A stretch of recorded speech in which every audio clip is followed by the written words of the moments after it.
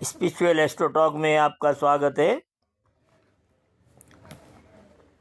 आज मैं आपको एक विशेष ज्योतिष का सूत्र पर चर्चा करेंगे। राहु जो कि ऊपर का हिस्सा सर है और केतु जो कि नीचे का हिस्सा धड़ है, ये तो आपने जानते ही हैं, और ये छाया ग्रह है ये भी आप जानते हैं। परंतु राहु का अपना आचरण है और प्रकृति है, अपनी नेचर है, और केतु की अपनी प्रकृति है, अपना नेचर है, अपनी कैपिटल है। राहु जो अपने आप में तामसिक, पूर्णतया फ्रॉड, धोखेबाज,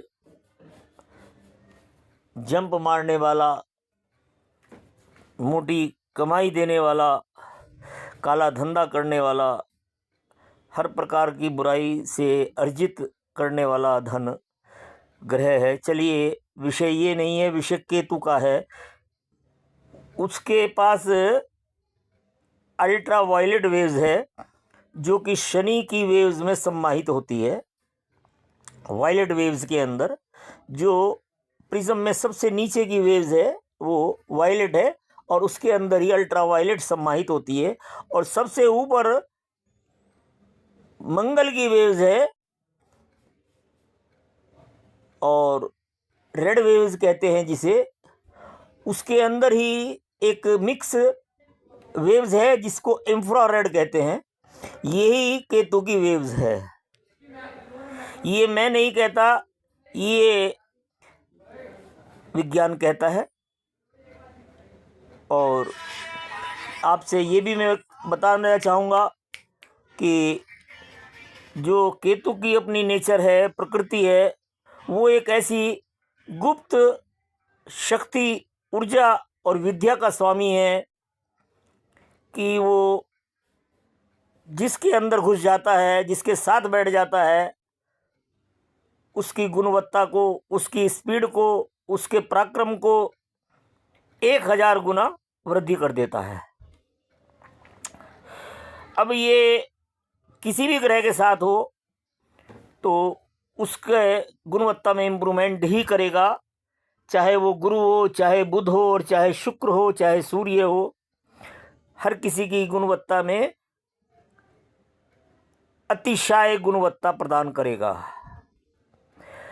अब ये मंगल के वेव्स के साथ इसका निवास है। रेड वेव्स के अंदर ही इंफ्रारेड सम्माहित होती है, ऐसा विज्ञान का कथन है।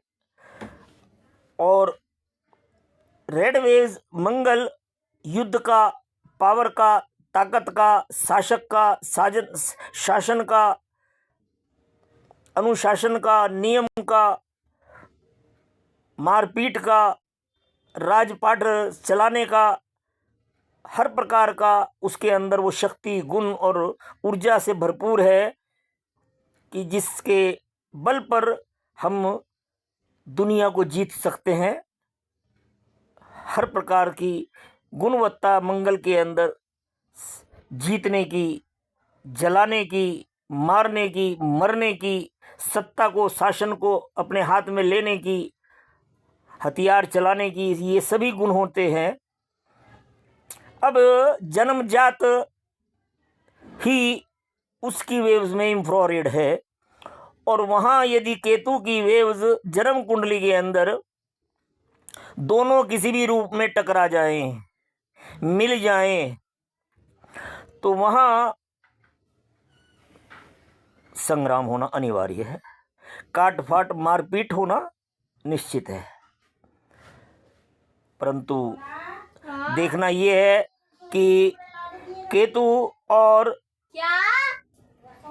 मंगल दोनों किस रूप में, किस प्रभाव को नकारात्मक रूप में और किस घर में बैठकर सकारात्मक रूप में, किस परिस्थिति में देखते हैं, करते हैं, परिचालन होता है। मुख्य बात यह है, केतु और मंगल यदि दोनों एक साथ बैठे और उनकी दृष्टि मेष राशि पर हो, मकर राशि पर हो अथवा वृश्चिक राशि पर हो, जो कि मंगल की अपनी राशि है, तो उसकी गुणवत्ता काफ़ी अधिक ताकतवर हो जाती है। और यदि उच्च के मकर के ऊपर राशि हो तो इसका गुणवत्ता और अधिक बढ़ जाती है। मंगल मिथुन राशि में हो अथवा तुला राशि में हो और उसकी दृष्टि दशम राशि यानी मकर के ऊपर हो, केतु की भी दृष्टि वहीं हो, तो केवल अंशों का ही जो डिफरेंस है वो इस बात को साबित कर देगा कि ये कसाब बनेगा या कलाम बनेगा, योगी बनेगा या चौधरी बनेगा, अधिकारी बनेगा या पुष्करधामी बनेगा, अथवा असम का